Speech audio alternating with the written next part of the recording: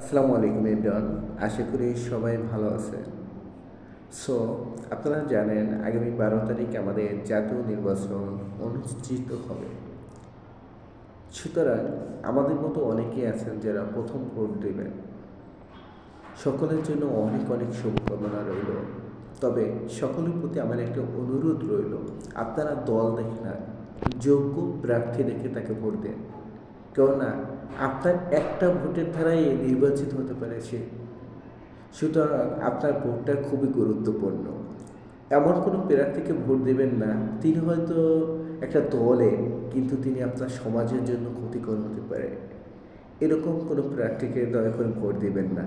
কারণ এই বাংলাদেশে কারা নেতৃত্ব দেবে এটা আমাদেরকেই ঠিক করতে হবে। আর আমরা যদি যোগ্য ব্যক্তির হাতে যদি আমাদের দেশ তুলে না দিতে পারি, তাহলে আমাদের দেশে কখনোই উন্নয়ন হবে না, কখনোই আমরা উন্নতির সর্বোচ্চ শিখরে পৌঁছাতে পারবো না। সুতরাং দায়িত্বটা আমার, আমি কাকে নির্বাচিত করব আমার গার্ডিয়ান হিসাবে।